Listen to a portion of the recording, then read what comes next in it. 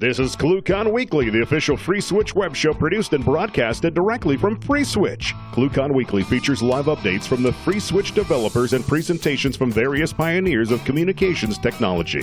ClueCon Weekly is brought to you by FreeSWITCH Solutions, the official consulting firm of the FreeSWITCH open source project. Get help from the experts. Visit freeswitch.com.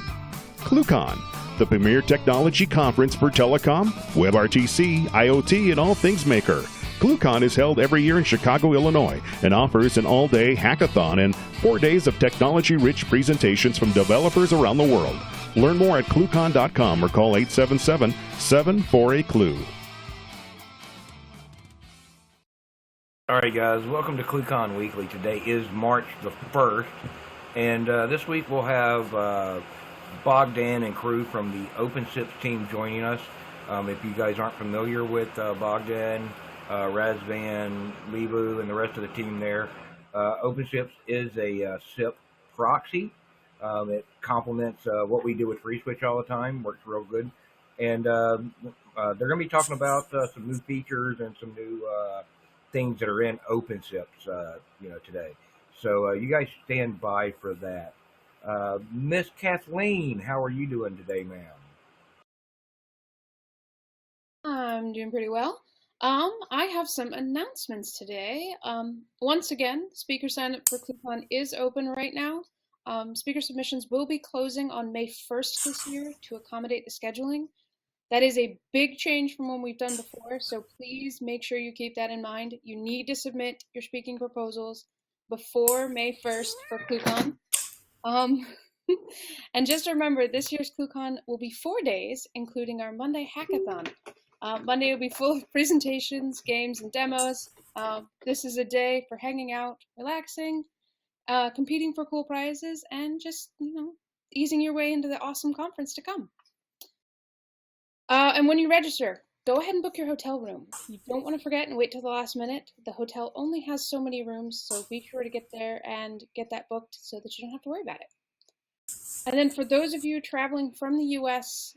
to the U.S. from another country and need paperwork from the FreeSWITCH team, any letters or anything of that sort, please start that process now. Start it earlier rather than later. It gives us time to get the attention that we need to get to every paper and making sure that we have everything that you need so you can come join us at the conference. And then I think the last thing would be next week, we have QXIP with us. So make sure to stay tuned for that. Call back in or watch it on YouTube. That'll be very exciting. And I think that's all my announcements, Ken. All right, cool. Thank you very much, Kathleen. So today, guys, we're going to have Bogdan here joining us. And Bogdan has been around VoIP for, forever and a day, it seems like. Early on, he goes way back to even, I believe, Sir and OpenSIR. So he's been around for a while and doing a whole bunch of fun stuff. And so Bogdan, how are you doing today, sir? Thank you, Ken. I'm doing great. I mean, great because of, let's say, of this event. I hope that it's a good opportunity for everyone. And I have to say that we have what we have here. It's great overlapping of events of talking about the OpenSIPs 2.3 major release. In terms of it just happened today, like 1 hour ahead, announcing some new cool features in OpenSIPs, which are about FreeSWITCH integration, and not to mention overlapping with ClueCon Weekly. So I would say that it's more than fortune over here.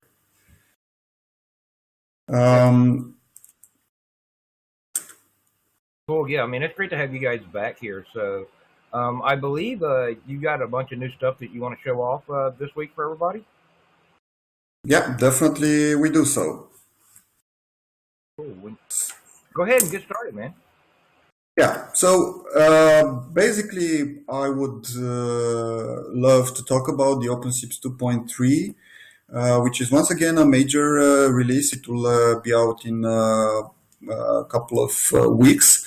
And for this release, we focused on integration or different kind of integration in terms of integration with other softwares, open source softwares, integration when it comes to communication, to mechanisms, to dialogue, and so on. So I prepared kind of a slides. I don't want to make a presentation. But I just have some slides as, let's say, graphical support, just to get try to get a better explanation over the things. First of all, a couple of points on the timeline for the OpenSIPs 2.3, so everybody knows what I'm talking about.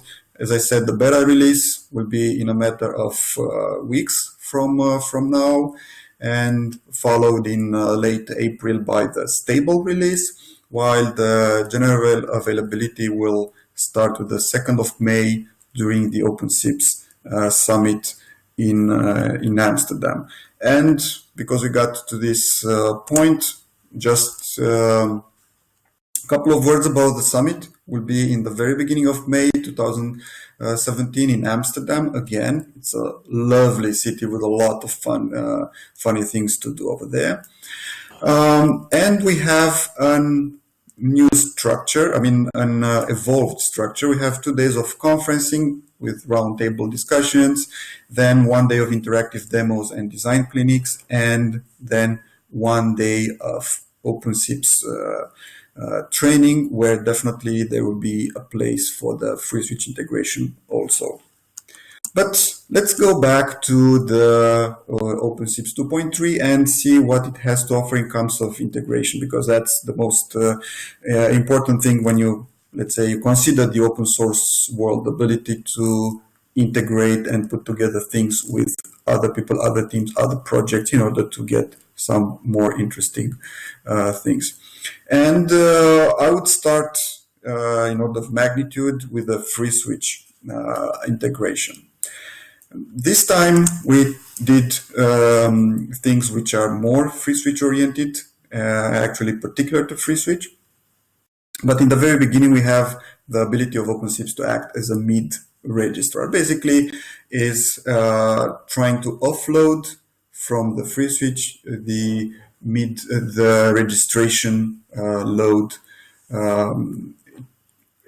in terms of traffic and let's say capabilities.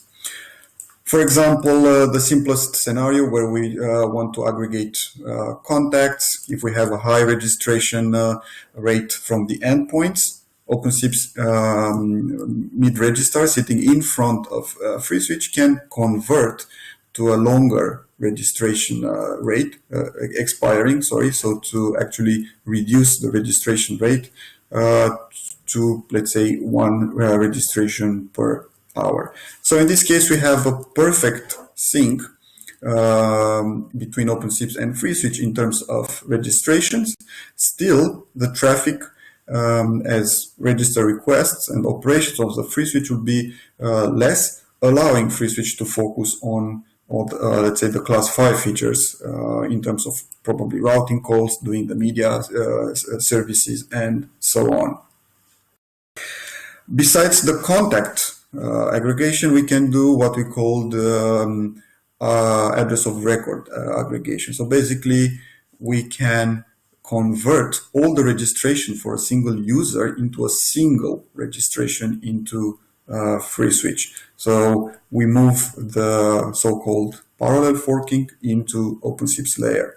So instead of, so besides reducing the registration rate, we also can aggregate all the contacts over a single registration per address of record or user. This is exclusively done by SIP, so it's perfectly, let's say, compatible when it comes to interfacing via SIP.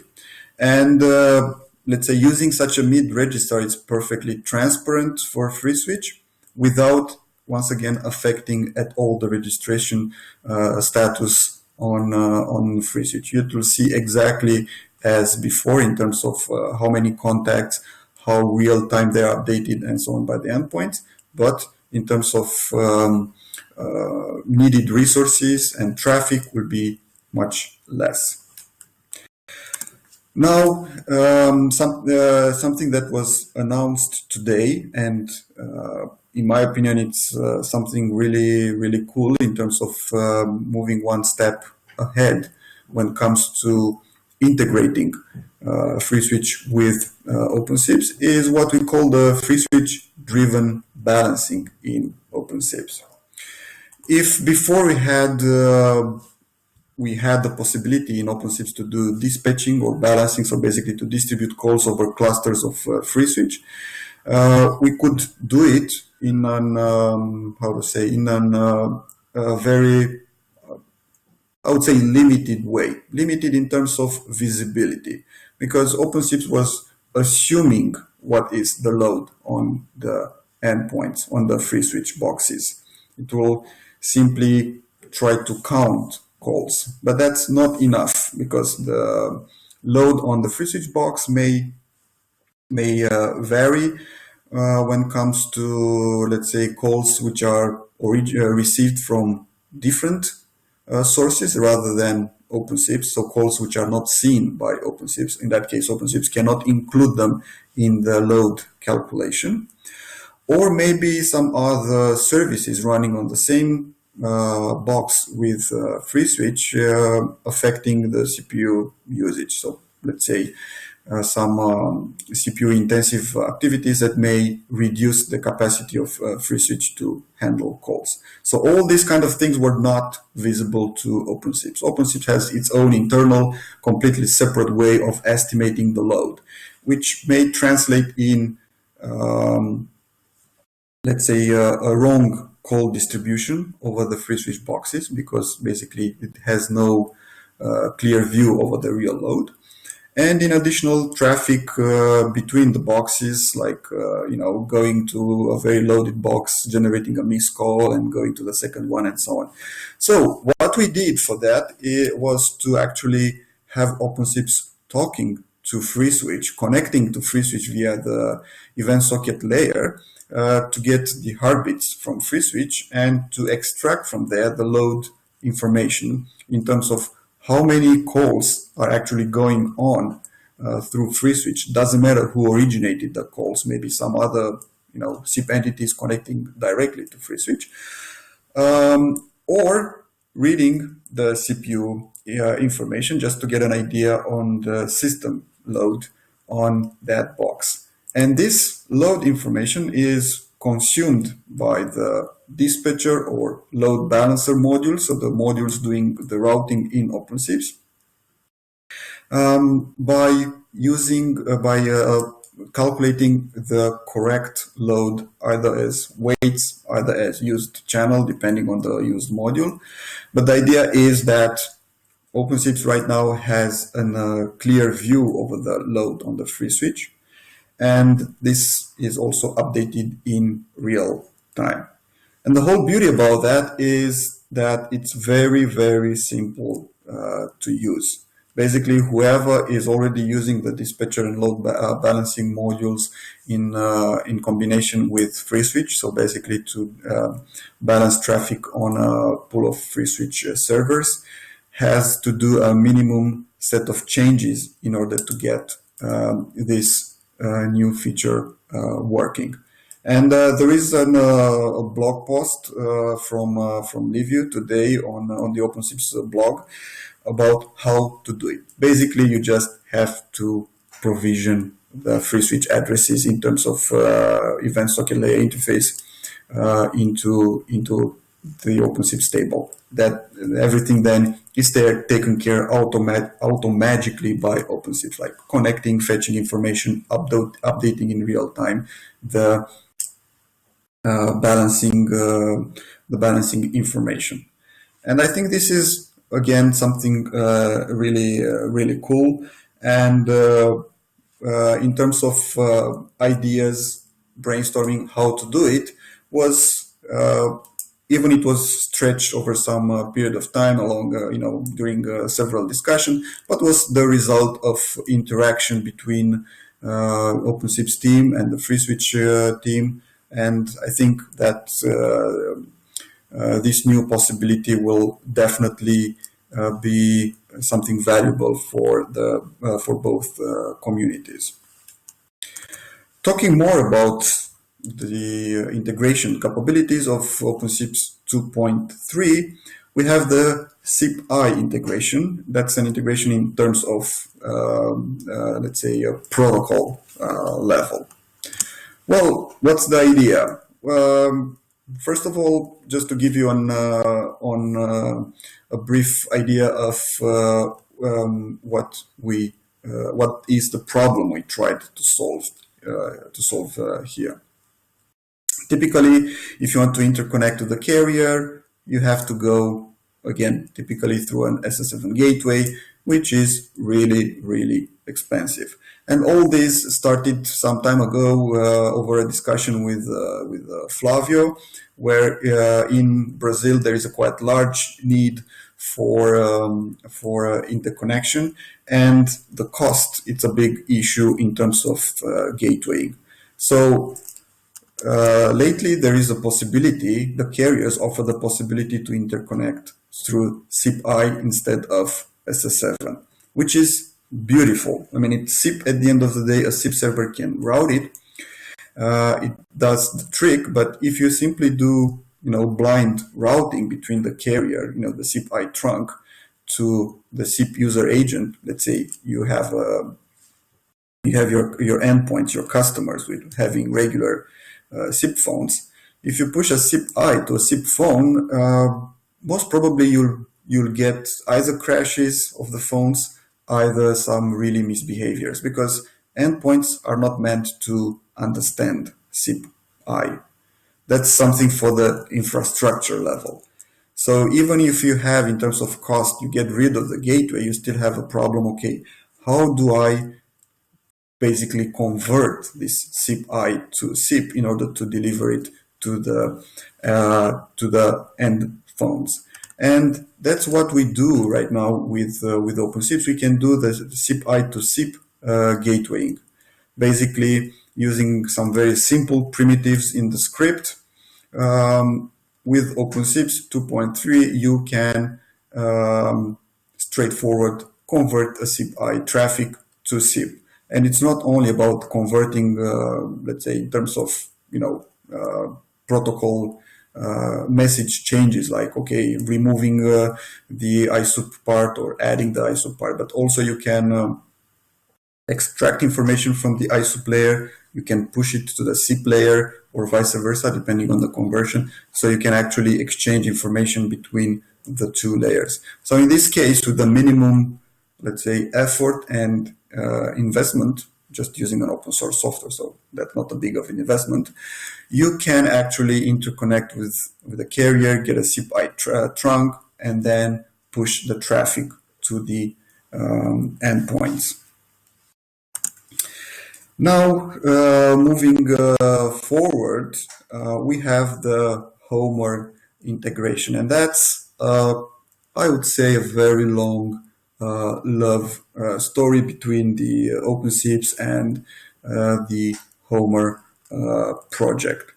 With the OpenSIPs 2.3, we made this, in terms of integration, we make one step further. And again, discussing and brainstorming and working together at the team levels between the OpenSIPs team and the Homer team, we decided to take the same path in terms of moving away from the SIP, what we call the SIP-centric, capturing. Because to this point, what you can do more or less is to capture the SIP traffic and push it into Homer to display it and so on. And we said, okay, let's do one more step again further, because there is more traffic rather than SIP. You have in SIP servers, they produce logs, and I mean logs from script level, so about the routing events. They perform REST queries. We have in OpenSIPs management interface commands.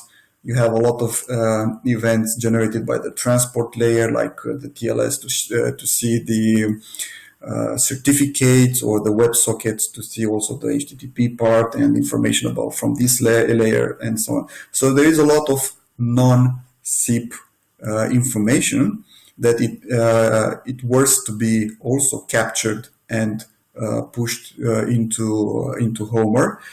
And once you have this information, there is a big need to do the advanced correlation, because you have different bunch of data types, SIP, logs, transport layers, and so on. And to make sense for the end user when it's looking into the Homer interface, you need to index and to correlate all this information. So this is something new that we are doing together with the Homer team, and for sure next week Lorenzo will talk more about this.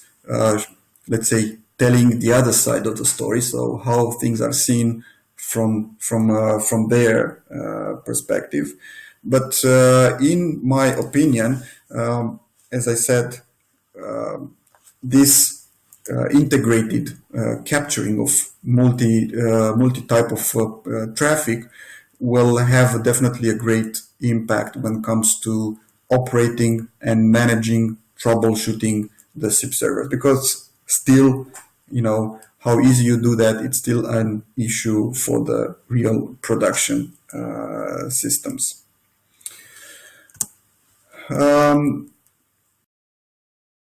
Another type of integration, and again with the project, we have in OpenSIPs 2.3, we have the CGRateS integration for people who are not so familiar with CGRateS. That's an open source billing engine, comes from the carrier grade rating engine, and OpenSIPs has right now a dedicated module that it's able to talk to the CGRateS engine using JSON RPC in order to perform call authentication and call accounting.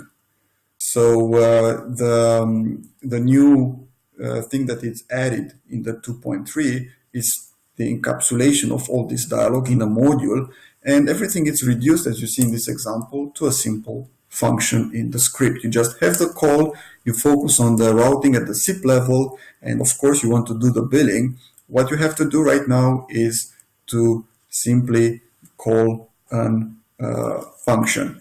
And the CGRateS in this case, which is a formidable rating engine, will have all the rate decks and user profiles and so on. It will know what to do in terms of accounting. So basically, we outsource all the billing process to the CGRateS. We just communicate in terms to sharing CDR information or permissions to call to certain destination, depending on what's configured in the rate decks. And well, let's say when it comes to billing, basically, if you want to do billing, that means you want to run a business. And when it comes to running businesses, things have to be reliable, performant, and more or less simple to use. So that was our goal here when we made this extra step with CGRateS in terms of having a built-in CGRateS module for OpenSIPs.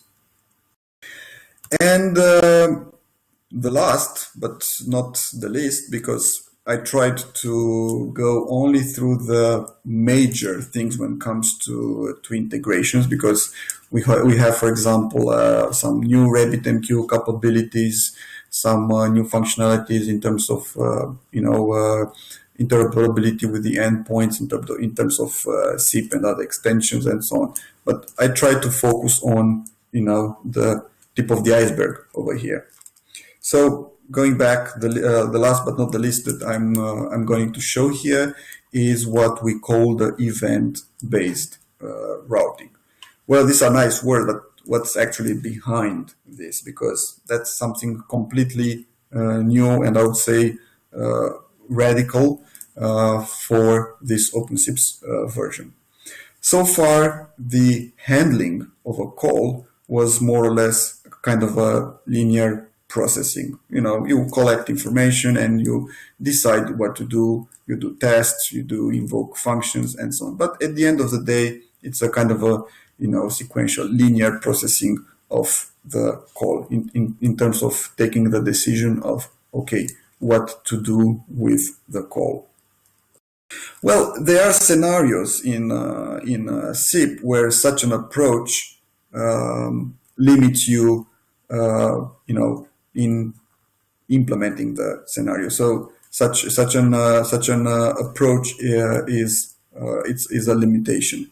So with the event-based routing, what we can do is to have multiple processings of different calls or registrations or generic processing going on in OpenSIPs to exchange events and to synchronize or to wait or to be notified when something happens.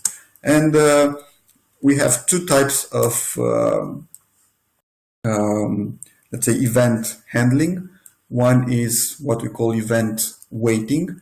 So when you process a SIP message, like let's say a call, you need to wait for an event, for something else to happen before taking the decision further in terms of, okay, what should I do with this message? And this event may be generated by the processing of a different message, right?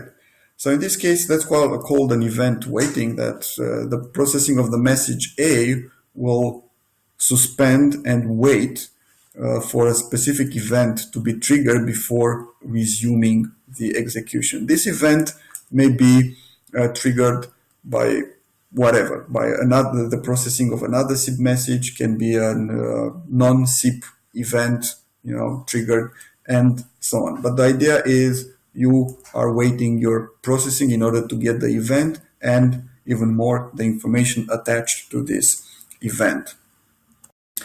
A different approach is what we call the event notification, where your processing continues. You are not waiting for the event, but you want to be notified through a handler about the let's say the raising of this event. So maybe the event, if triggered, will bring some information that will be valuable for the, let's say, the processing of this SIP message A. So basically there is no waiting, it's just setting a handler that you want to be used in order to get the event and the data whenever again this event happens. This may sound a bit of a too abstract thing, so I just to get a better understanding on this, or what are the benefits, or what you can do with an event-based routing. I have a really small example. I will just tell you the story behind it, but I wanted to show you how simple it is right now to implement an fully flavored push notification. Basically, when you get a call, you want to trigger the push notification, so to send the notification to the actual device, and then whenever the registration comes in, you want to also deliver the call to that new contact. Why I said fully flavored? Fully flavored because you may have in the same time, so for the same user, multiple devices. So you are not waiting for a single registration. You may wait for multiple registrations. And in the same time, as soon as the registration comes in, you want to send a call to that registration, even if, let's say, the second one is still pending. So you don't want to wait for all of them before being able to send the call, because that will definitely be a bad user experience. And to make things even more complicated, the user may have devices, registered devices with push notification, and let's say regular SIP devices like a SIP phone, hard phone, or a soft phone.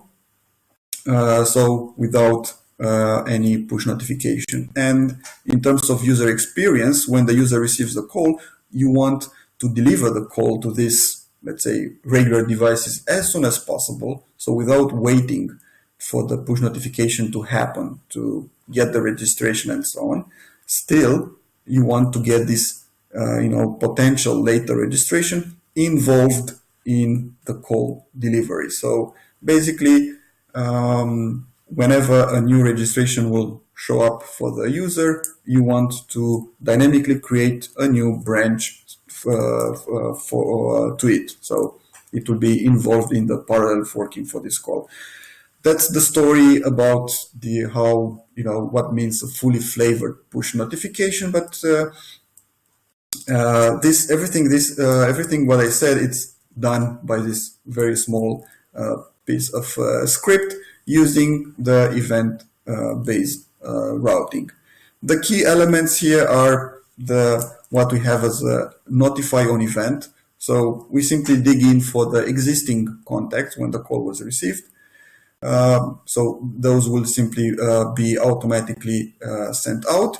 And we want to be notified when an event, the name of the event was a new contact, is inserted. So basically a new registration was received. And we use a filter saying, okay, I want to be notified on a new contact, but for a certain user. So we have this AOR filter saying, okay, the AOR equals a user. So in that case, a notification will be triggered whenever that particular user will get a new contact. And when this will happen, I want to have this use new contact route trigger. After that, I can simply, once I subscribe basically to this event, I can continue with my execution. I trigger the push notification externally, and I send the call out to the existing registrations, wherever they are. And whenever a new registration comes in, the event-based routing engine will notify and will trigger this use new contact route, which will, with a simple function like t-inject branch, in the existing call, assuming the call is still in early stage, so it's still in ringing, it will create an additional branch to the newly registered contact. Basically, that event parameter says take the branch from the newly delivered event. The event, once again, being new contact is inserted. But these are details. The idea is, again, using this event-based routing, you can do more complex scenario where there is a need to communicate between different processings. In a similar way, you can do like call pickup, so to correlate actually two calls, an incoming call for a user in a pickup group and the actual pickup call. So you have to put them together, and this is done also through some notifications. So it's using exactly the same mechanism. But officially, this will be, let's say, presented, or unveiled next week. But in my opinion, it's something cool, which will definitely create new possibilities in terms of usage.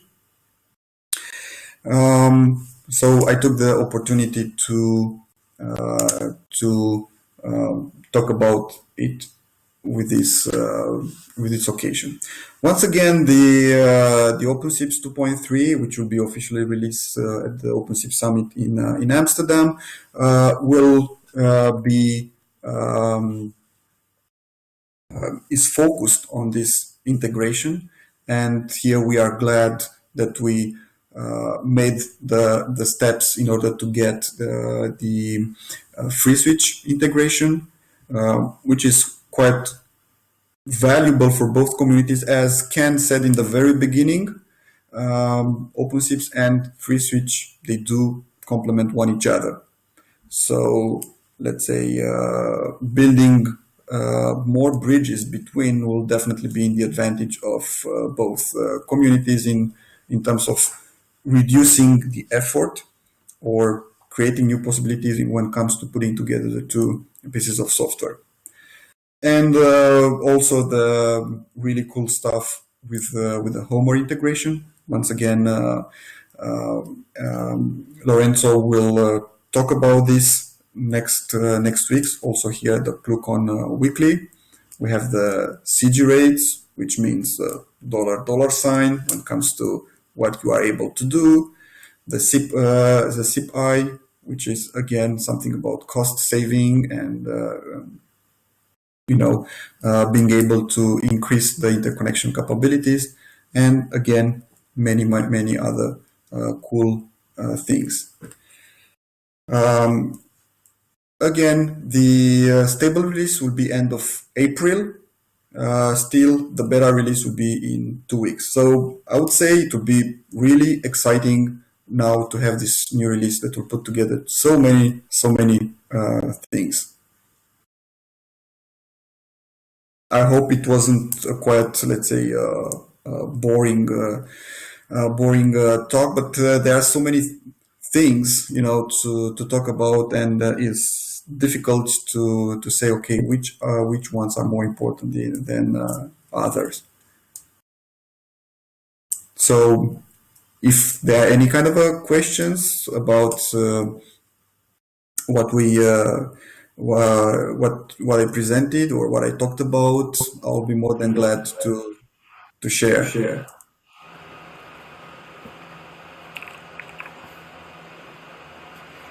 So, if anybody wants to test out some of these new features, Bogdan, like the mid-reg or the FreeSWITCH load balancing stuff, is that do you guys have packages for that yet, or does that just go to your source control, check it out, and build it and go?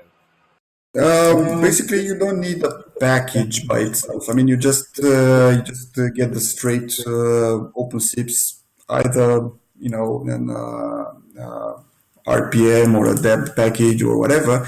It's just a matter of configuration at the end of the day. The software it's over there, and in terms of configuration for the mid registrar, which you may say that it's more more complex in terms of configuration. There is a tutorial on our site.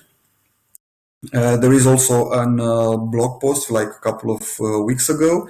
So there is documentation in how to do it. It's just a matter of following instructions.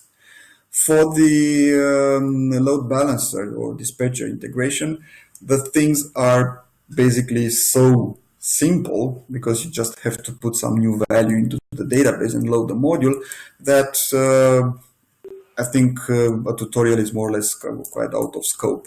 And the module documentation and the blog, which was the post which was made today on the blog, are, I would say, more than enough. But maybe we have sometimes the wrong, when you do things, you have the wrong understanding on how difficult or easy it is to do it, because you did it, it sounds natural, of course.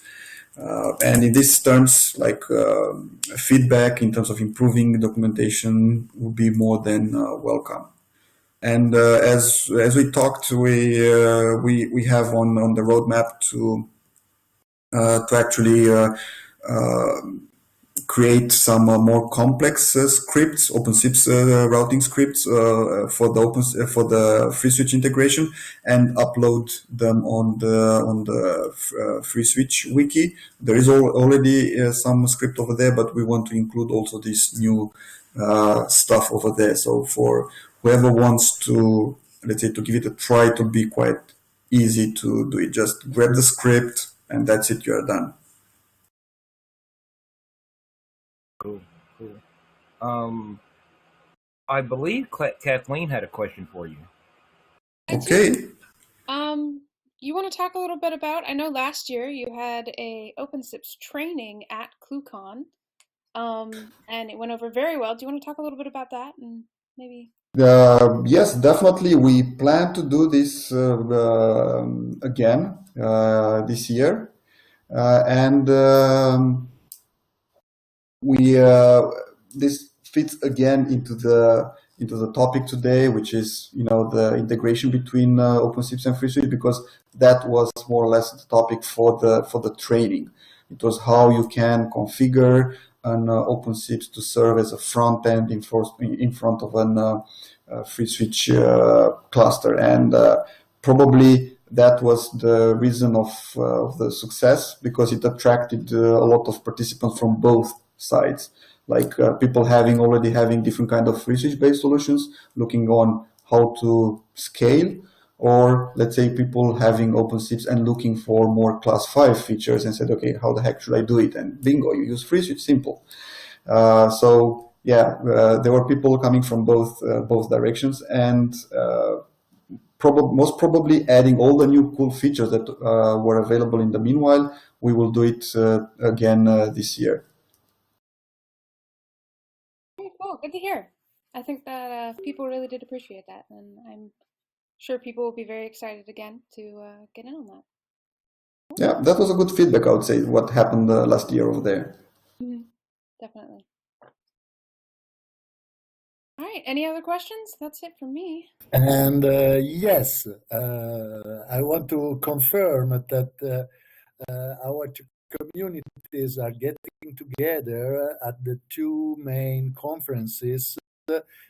One is the conference that will be the first week of Amsterdam here in Europe, and there will be all our village that converge and talk about how to scale and to make robust our businesses and our operations. And then we will reconvene in Chicago, Illinois, during the first week of August, and there will be ClueCon, that is the other international and more US-centered conference. And in both of those conferences, and this is to tell to our YouTube people that is listening right now, we are doing both training, tutorials, and the possibility to meet the developer of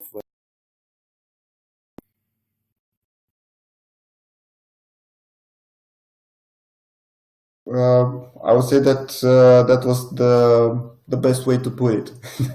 And this kind of events actually are really ideal. They are the ideal places to boil out new ideas. Not necessarily in during presentations and in the conference rooms, but the small talks around corners outside, or even in the elevators. People throwing ideas like, "Oh, would it be cool to have something like that?" And hold on, yeah, it's possible actually. So yes, definitely from my perspective. The two events, the OpenSIP Summit and then the ClueCon conferencing, are good, or let's say ideal places to boil out new ideas when it comes to putting together things. All right, guys. Anybody else have any questions for Giovanni?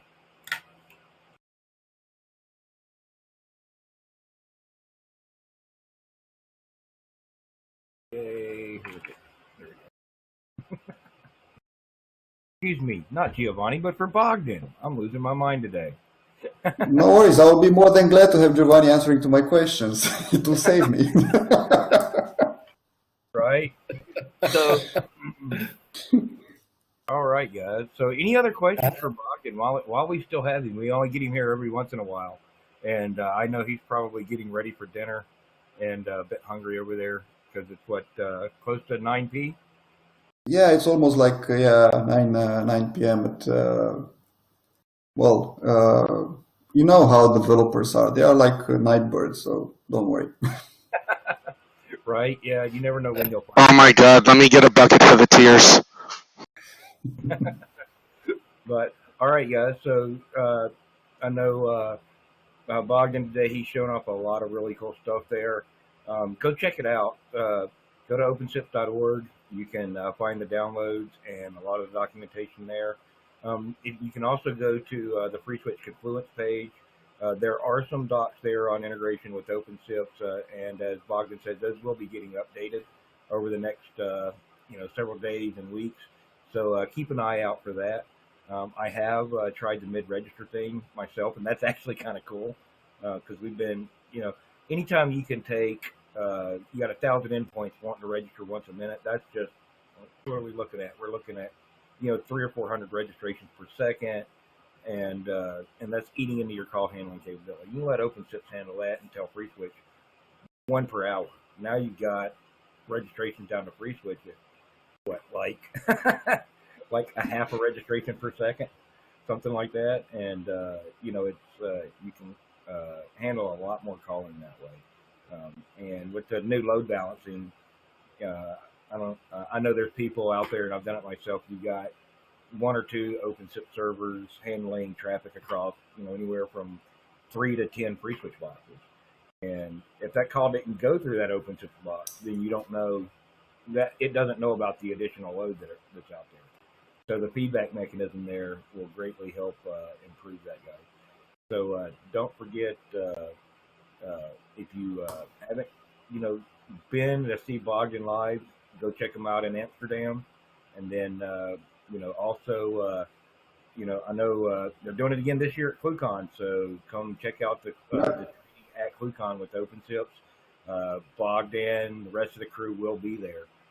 So get that in now. And like Kathleen said, for you guys that are coming from overseas, if you need that invitation letter, email her so she can get that out to you. So, because we know how the U.S. government is on granting visas now. So get that paperwork in sooner than later so you can look through the process. Anything else you want to get in there today, Bogdan? Well, there are many things to be said, but I think it's enough for today. All right. Well, from the ClueCon Weekly team, Bogdan, thank you very much for coming out today. Thank you, Kathleen. First of all, thank you for the invitation. Ken, thank you for being a beautiful host for the call. I just threw up my mouth when you said that. Oh, gee, thank you. And of course, thank you for the audience. Oh, yeah. And no, thanks for everybody watching, coming out to see this. Those are the guys that make it possible for us to do this week in and week out.